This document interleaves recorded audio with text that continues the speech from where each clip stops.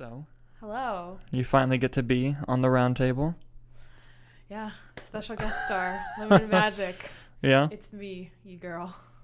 You excited? I don't just do reactions. I have opinions. Yeah. It's crazy. It is. And the truth is, once we do get another mic set up and a new mixer, which, costs money, we're going to set her up where she'll be on all of them with us. At least the one she can be on. Really? Because I know your work schedules. But yeah.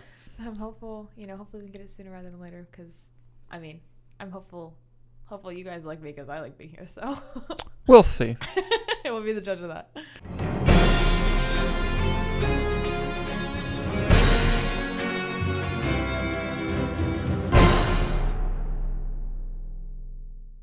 Hello, everyone. I'm Dalton Branden. And I'm Hannah Heiler. And we are the Movie Knights. Well, some of them. If you're watching this, because you want to hear our uncensored, unfiltered thoughts and opinions about the world of movies and entertainment news, so kick back. Relax. And thank you for being part of the conversation. You nailed it. Thank you. I've only watched every single episode. Done my homework here. You did great. So you did great. I have big shoes to fill with Nick, so I gotta.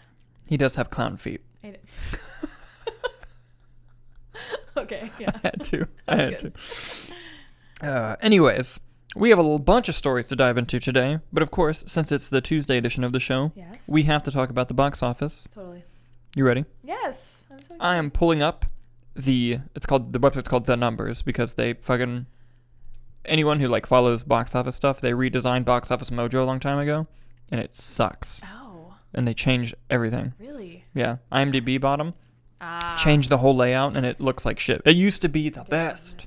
Ridiculous. I feel like numbers, though, is straight to the point, though, so yeah. I don't hate that. Yeah, You know what you pay for. True. Very true.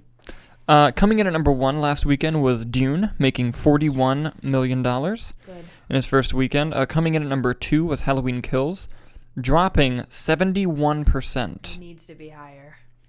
At $14.4 million. However, it's made enough money on its low budget that she's fine. Sure. But it did have a huge drop, like a very, very big drop. You can probably attribute that to it streaming as well.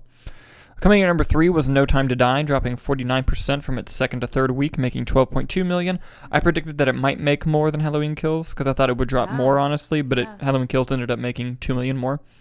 Coming in at number 4 was Venom Let There Be Carnage, dropping 44% from its third to fourth week, making another $9.3 million. Wow. Coming in at number 5 was newcomer animated film Ron's Gone Wrong, making $7.3 million. All right. And I wanted to dive into the box office a little bit more. So that's the generic top 5. Sure. But let's look at some worldwide performance totals so far. First, let's go to No Time to Die. No Time to Die, as of right now, has made $524.2 million worldwide, which is very good. Yeah. And it had, we talked about it last week, it had a production budget of $250 million. So it's made 2.1 times its production budget, which is good for them. But there's rumors going around that they spent a lot of money on marketing. So maybe, on paper it's successful because you normally got to make at least 1.5 times your budget, and then everything you make after that's profit. So on a normal run, it'd be making profit, but who knows? But I thought that'd be fun to bring up. Yeah. Going to Halloween Kills, worldwide has made $90 million on a $20 million budget. It has made 4.5 times its production budget, so it's golden. It's doing good. Are they make a fourth one because of it? I'm kidding. Technically, if you count the first one, this would be the third one. Right, because back to the 1978. Yeah. Mm-hmm. I meant of the recent ones. Then it would be the... Oh, wait. Yeah. The fourth one, you were right. Yeah. Wow, I messed that one up. Mark it. It happens. Also, I wanted to look at, unfortunately, The Last Duel. On a production budget of north of $100 million. So far, worldwide, it's made 17. Which that movie deserved better. Yeah, that hurts. Yeah, it's no bueno. Especially with such big names attached to it. That's insane. Yeah, it's crazy. Coming in, I said that like I was continuing the list. Venom Let There Be Carnage's full worldwide numbers are, worldwide it's made $352.4 million. It has made 3.2 times its production budget, so it's profit. Good for them. Profit. All right. Good for Venom. Good for them. Still the highest domestic opening weekend of the pandemic so far. That's incredible. It is. I can't believe it. Of all Of all the superhero and the big things to come out, I think Spider-Man might beat it. 100%. Because at first I was thinking it would be Eternals. Yeah. But it has mixed reviews out the gate. Really? I mean, not mixed for Marvel. Sure. Because normally Marvel's overwhelmingly positive. Right. These are like good reviews.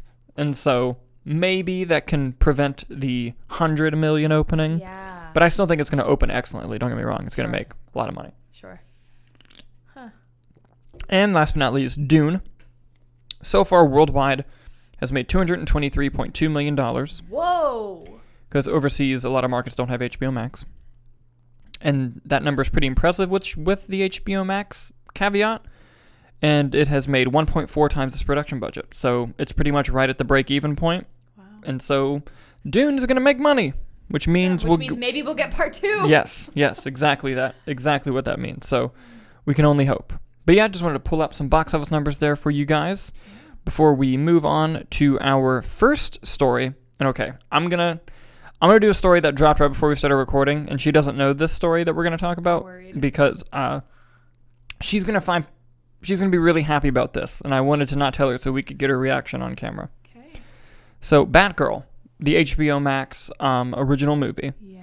Because DC recently announced that they're going to make a bunch of HBO Max original movies. Yeah. Batgirl has Leslie Grace is going to play Batgirl. She was from In the Heights. Yeah. J.K. Simmons is coming back as Commissioner Gordon. So it's like a DCEU movie. Wow. Well, they just discovered their villain. The villain is going to be Firefly, famous Batman villain. Kind of walks around, looks like a firefly, lights people on fire. Sure. They actually gender swapped it in the Gotham TV show. Okay. But they're sticking more to the comics on this. It will be a male. Okay. And hit it with me. Who is it? Firefly will be, according to Deadline, as an exclusive. Okay. Firefly will be played by Brendan Fraser. Stop it! I literally had to get away from the mic because I knew I was going to shout and I did not want to mess. You're joking, really? Yep. She loves Brendan Fraser, you guys. He's my favorite. I love him so much. He deserves the world. He deserves everything. The fact that I can just picture him at home. Like maybe they just called him. They were like, hey, you're going to be Firefly. And he was just probably like, shucks. Oh, man, you guys want me to be in your movie? Oh, man, I would love to do that. Thank you for thinking of me. And that just, my heart, okay, that everything. We can just, oh my God, that's the top story. Yep. Incredible. Oh, yeah. Thank you for that. I'm going to read a little bit from the article. Brendan Fraser is set to join Leslie Grace in Warner Brothers and DC Films' Batgirl, although not confirmed. Sources believe Fraser will play the supervillain Firefly in The Pick, and both Hollywood Reporter and Variety have chipped in saying that they've also heard he'd be playing Firefly. The film will be bound on HBO Max, marking one of the first of major DC properties to debut exclusively on the streamer. Christina Hodgson wrote the script. She also wrote Birds of Prey and the upcoming Flash movie. Women. Go women. Women and Brendan Fraser. Mm-hmm. What else do you need? Nothing else.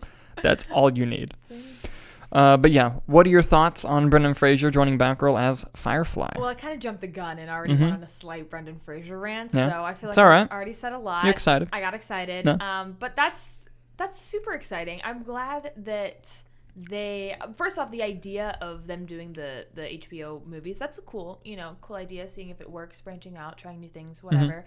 So that's exciting. And it's always great to get big names like that, especially for your villain, and especially with Firefly. I don't know, I'm not as familiar with that villain, so getting a bigger name to play someone like that is only great news, I think, to bring more people to watch it. I think Brendan Fraser is a big name, so you know what I mean. But that's exciting, and we love casting announcements. So, yes, so yes, we do. That just makes me want to watch it more. So good. I'm all for it. Good. I'm very excited about Brendan Fraser. Yes. I'm excited about Firefly. Yes. It's a cool little C-list villain. Thought the Gotham portrayal was okay. Really looking forward to Brendan Fraser playing anything, let alone Firefly. So I'm very much so looking forward. This movie keeps having great news about it come out. Yeah. I'm very much looking forward to Batgirl. What do you guys think about Brendan Fraser joining Batgirl as Firefly? Let us know down below. And now we're going to move on to our next story. This one is a bit more somber and unfortunate. It happened right as we were wrapping up last episode. And, it was something that was really sad to hear, and, I'm glad that some time has passed so we can talk about it a little bit, because some information has come out. Not all of it, though. The investigation isn't over. But on a set of a movie called Rust, there was a situation where a prop gun accidentally discharged, had a live round in it, and killed cinematographer Helena Hutchins and injured the director, and Alec Baldwin was the actor who fired the weapon. And I know that when tragedies happen, what we like to do is immediately try to find someone to, put blame on, or say, like, who's responsible, what happened. It's important to wait for all the facts to come out, and I wanted to report, as of right now, the information that we have about what happened, because it was really sad, really tragic. No one deserves to lose their life, especially on a film set, which I think is the most fun experience in the world. Basically, from an affidavit that came out from the Santa Fe, New Mexican Police Department, basically a first assistant director walked over to an armory cart that had 3 prop guns on it, but they were using real revolvers. And normally what happens is you fill real revolvers with blanks and little BBs so that that it's fake. And they had to put dummy rounds in it because it was according to the thing, it was a close-up. And you have to put dummy rounds in it so that you can't see just empty bullets. So they looked up, he grabbed it, he walked inside. The armorer was not on the cart, was nowhere to be found, which normally they wait, they inspect the weapon, hand it off, and then take it in. But the first director grabbed it, walked in, and said, "Cold gun," and handed it to Alec Baldwin. What cold gun means is that it's free to use, the actor can now get into character, and everything should go as planned. Well, there was a live round in the gun, and when he was rehearsing a scene, he shot it towards the camera director, and it hit the cinematographer. Really, really sad and tragic. A plethora of safety standards were not met. Someone brought the weapon to set with a live round in it, which should not have happened. The armorer should have immediately checked each of the barrels, made sure it was clear. They actually sometimes have an orange tip that they'll put through each thing to make sure that you can see it through the other end. The first assistant director shouldn't have grabbed the gun without the cart there. And I'm only basing this off the information we have now, so I'm not naming names because more information could come out that we don't know. And declared the gun cold, which, again, should not have happened until they knew it was safe. In the affidavit, it actually had reports, and I think the LA Times reported this as well, as long as with AP News. They said that apparently a bunch of crew members on that set were complaining about safety protocols and complaining just about being treated like trash in general. And a lot of them even walked out the day of, and they had to hire a new crew quickly. And yeah, a lot of things that should not have happened.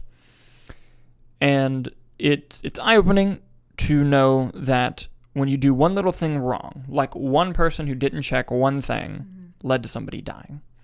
And it's a really unfortunate thing that went down, and it just goes to show that safety should always be number one priority on sets.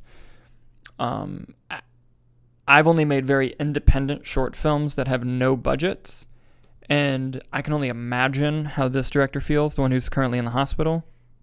And just because, we shot the local during the pandemic. And, I took a course on how to shoot safely during the pandemic just because, if we were shooting and somebody got sick during the shooting, it would have fucking destroyed me. So I can only imagine with someone losing their life, how Alec Baldwin feels, how everyone involved feels. It has to be horrible. But it was important to bring up and talk about because a lot of people don't really know how film sets work, and they wanted to, point blame one direction. Again, there is more information that we have to wait to find out about. Maybe a crazy thing in the case comes up, and it comes up and it turns out differently. But it also brings up the argument that, live blanks still being used on sets after the Branden Lee situation in the 90s with the Crow. On our film, we have guns in our film, but we used airsoft guns that we painted to look like real guns, and we did CG effects for the muzzle flashes. Now, I understand that some filmmakers make the argument that for muzzle flashes, that they want it to look real, that you get a better performance from the actor and the lighting and all that stuff. Most of that can be faked CG, and we live in an age now where a 14-year-old with a laptop could do that. So the jury's still out in my mind as to the argument of should they just ban live muzzle flashes instead of CG ones, because they're very cheap to do the CG ones, and they look great now. But so jury's still out on that, because I also understand you wanting to look things being camera real, because I feel the same way about that.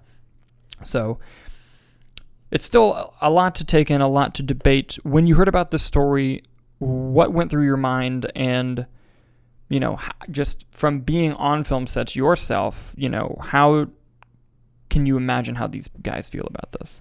Well, we were together when I found out, and I was shocked. And when the first news, I saw it on my phone, and we had very little information in the beginning. You know, it was just that Alec Baldwin shot a gun and it killed somebody. Yeah. And I was like, oh my God, what happened? And as the days have gone on, we've found out more information. Like you said, who knows what else we'll find out as things go on. So like you said, the jury's still out and more. But since then, I've just been in shock, and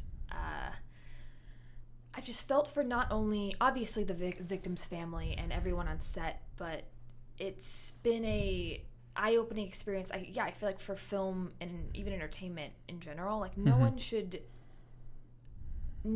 be harmed in any sort of film set, but also in any job that they have. Like no one should be put in that situation. So it's definitely like I've definitely been feeling it, and for just film in general.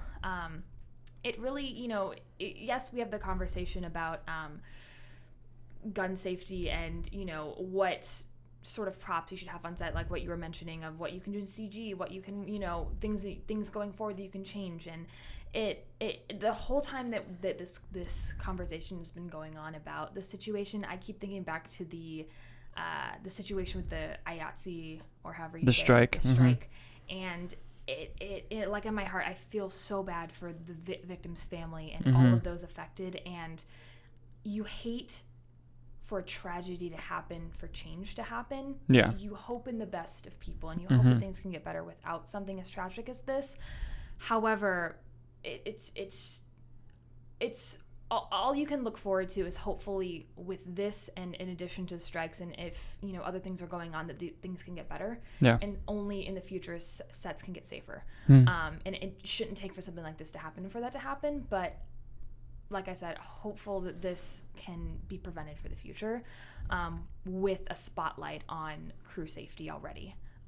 So it's nothing but unfortunate and incredibly tragic, and should never have happened. But as we continue to have this conversation about set safety and performer and crew safety, we just hope that we continue in the correct direction going forward. Yeah. Very well said. Thank you. I work in entertainment. Yes. So, I know it hits you a certain type of way. I feel for it. You know, being in charge, like you said, as a creative director and set, and anyone being in charge of anyone's safety in any sort of capacity, not just a film set. You're in charge of these people from the day they clock in to when they clock out. Yeah. Anything that happens on your watch that could be prevented, I could not imagine the guilt or, you know, any sort of ill feelings like that. Yeah. Yeah. Very well said. Well, what do you guys think about this horrible tragedy? Please stay kind in the comments. I normally don't have to say that, but, you know, come on. We are going to go a lot more lighthearted now. No. Don't worry. We had to address it. We did. Of course, but there's some updates on the Barbie movie. The Barbie movie? That Greta Gerwig is making. Oh my God, yes. Yes, how did I forget about that? Yes, so a while ago it announced that Greta, because the Barbie movie's gone through a lot of shit. At one point it was going to be Amy Schumer. At one point, like they were going to do like this story about being beautiful on the inside and outside and do this whole thing. Sure. But then Paul Feig was going to direct it, and then a bunch of shit happened. Greta Gerwig's directing it. Margot Robbie is Barbie. And now, according to Deadline, Ryan Gosling has joined the cast as Ken. No way. Yes way. No way. I'm going to read a little bit from the article. Sure. Margot Robbie's Barbie movie looks to have found its Ken. Sources tell Deadline that Ryan Gosling's in final negotiations to play the iconic Mattel character. I'm in. Like, I love Ryan Gosling. You know this. Oh, yeah. He's probably my favorite actor working today. One of them. And I love Margot Robbie. I love Greta Gerwig. And you know what? I'll say it. Film Twitter, film YouTube. Little Women was better than Lady Bird. Come fight me. But I think she's a great filmmaker. And I think that I'm so curious about this movie because I'm getting Lego movie vibes. Really? We're like, when you heard about the Lego movie, you were like, that's the dumbest fucking thing I've ever heard in my life. Sure. And then you hear that Lord and Miller are directing it, and you're like, Yeah, but like it's the fucking. They're just trying to make money. It's a Lego movie. That's so dumb. And then it was fucking awesome. It was such a good movie. So they have the talent, right? Because my first instinct is this movie's gonna blow. Right. Like what the hell? But then Greta, Margot, Gosling. Like, what do you make of all of this? So, if I'm being honest, I didn't realize this movie's happening till very recently. So I am still very much in shock of the fact that a live action Barbie movie is happening. And then paired with all of these big names, like you said, I'm very much shocked that they are putting that much talent in it because, you know, when you have good people, you get good content. So like you said, I'm hopeful. And I think that, you know, people love doing a big trend in film nowadays is going back on nostalgia. Yeah, look, the Lego movie, if you will, or revamping things from our childhoods. Yeah. And that's not just like kids movies. A lot of I think even main culture things like that have happened. So it's in the eye. It's not completely unheard of to do something like that, a live action Barbie movie. Yeah. So I'm hopeful. I think it'll be funny. But Ryan Gosling is interesting because Margot Robbie, Barbie. That's Barbie if you ever saw one. Gosling, incredibly attractive. Hold on. What? Are you about to say that Ryan Gosling isn't hot enough to be? No, let me finish. Because I will fight you. Because he is beautiful. He didn't let me finish. All right, fair. Keep it going. You did say that Little Women was good, so that's 1 point for women, even though you interrupted me. Well, it cancels out. It cancels out. We're good. We love Greta Gerwig here. But Ryan Gosling. Yeah. What I was gonna say is, Ken, as a figure in pop culture, if you will, is known for, you know, being the blue eyes, blonde hair, like squeaky clean, too buff because it's, you know, uncomfortably buff type of guy. Where, I don't know, immediately when I would think of Ken in live action, I would think of someone like Channing Tatum or something where I don't know, that type of person. Ryan Gosling is incredibly hot. Incredibly. Like, he's gorgeous. Don't get me wrong, he's gorgeous, but he's a different kind of hot. Does that make sense? It has nothing to do with buffness. It's almost... He's incredibly muscular. I didn't say he's not. It's a... Getting defensive real quick. What have I said? I've said he's hot. It's a different kind of hot, okay? Let me educate you. No, just... So you think Ken is like John Cena hot? That's a beautiful explanation. Yes. Okay. Where Ryan Gosling is talented beyond his looks. He is hot as well. Yeah. Someone who's just like a beefcake. Yeah. You know, the when you think of like a traditionally hot whatever type of man, go with that. Ryan Gosling is. I'm saying he's better. Yes, but I think with his acting ability, he can play dumb. Sure. And I think I'd rather have a great actor who can play dumb than just a hot beefcake who is dumb, because then they can't make it look authentic, even though that's what they are. Because when you put the camera on, all bets are off. Sure. I was actually going to Uno reverse you. Ryan Gosling is such a good actor. I would be interested to see if they change the Ken character a little bit. I'm sure they're going to change all kinds of stuff. Sure. Like, you know, it's an adaptation. But I think you don't cast Ryan Gosling unless you plan on doing something interesting to the character. Yes. That's what you were getting at. That was what I was getting at. I'm just not good at explaining. I started thinking about Ryan Gosling and it just... yeah, right. Margot Robbie too? Yeah, right. Yeah. Yeah. They can't fully see the poster. I have a Once Upon a Time in Hollywood poster with Margot Robbie you up there. You don't have her in the background? No. They can. You should be able to see the Psycho poster, though. The audience. Yeah. Also incredible. Yes. That's a little one, but, you know, we do what we can here. But yes, what do you guys think about Ryan Gosling joining the Barbie movie? What are your thoughts on that thing in general? Let us know. And for the final story of the day, this one put a little smile on Dalton's face. For nostalgic reasons, as we were just speaking of. You know how there's going to be an Obi-Wan show? Yes. Then there's going to be an Ahsoka show. And how with the Obi-Wan show, we knew that Hayden Christensen was going to come back in that show. Well, he's also coming back for the Ahsoka show. No way! Yes. What? This is coming from Hollywood Reporter. And it doesn't say in what capacity he's coming back. They're assuming it'll be like a flashback to the Clone Wars or maybe like a Force Ghost type thing. Who knows? But the actor will reprise the role of Anakin Skywalker, a.k.a. Darth Vader, in Ahsoka in the latest Star Wars live-action series. from Lucasfilm, Disney Plus. Multiple sources tell THR. Plot details being kept in the far reaches of the Outer Rim. Haha.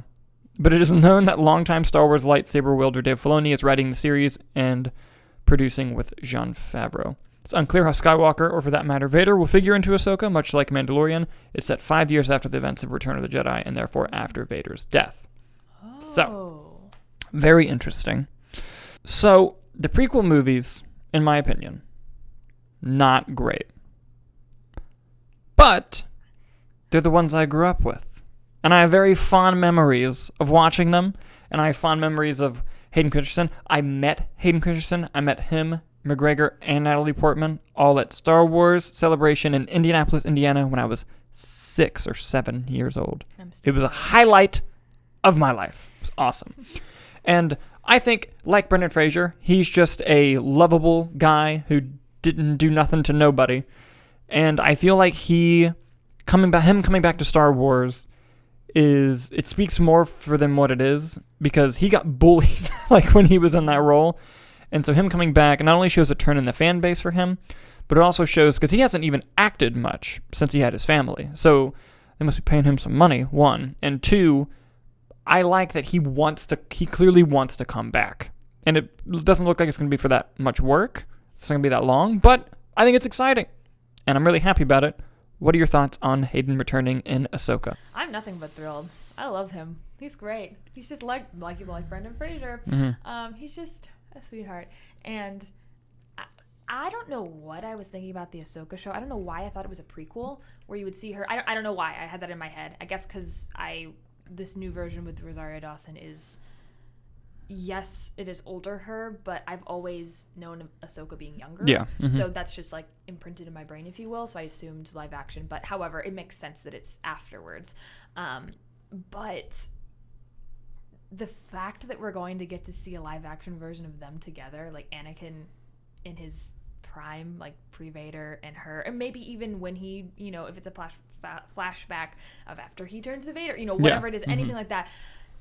Insane. The fact that it's him, because sure they could have recast it, but the fact that they're making it a priority to bring him back and do justice to the whole franchise, incredible. I think it's gonna be fantastic. Yes. I don't know what they're gonna do, but seeing that being brought to life by such great talent is only gonna be incredible. Mm-hmm. I'm a big fan of when the different eras of Star Wars reference the other one. Right. Like, there's a little line in The Last Jedi that I love where Luke is talking to Rey about like the fall of the Jedi, which happened in the prequels, but still you could make the excuse of like, oh, we can still ignore the prequels, but then he says, and that allowed Darth Sidious to rise, and they didn't call the Emperor Darth Sidious until the prequel. So it's just like, oh, the sequel trilogy with an original trilogy character just referenced the prequel and it's tying it all together. And having Hayden return, especially if we see him look like Hayden, right, it ties this era in between Return of the Jedi and Force Awakens, the animated series, because it's those characters, and the prequels. I just like that the universe is being the universe. Canon. Yeah, and I think it's fun. Yeah. And really cool to see. I couldn't be more stoked about this. What do you guys think about Hayden Christensen coming back to play Anakin Skywalker or Darth Vader in Ahsoka? Let us know down below. And would you like to add anything else to the show? No, I had a lovely time. Yeah? Thank you for having me. Of course. I had a good time. But Nick, please come back, because, like I said, big shoes to fill. And I don't think I nailed that opening as good as you did, so please come back. You don't have to be nice to him. You can be really mean. Say something horrible. Be mean to him. Nick, you suck. Nice one. Good job, babe. Thank you. No problem. Thank you guys so much for watching, and we will see you on the next one.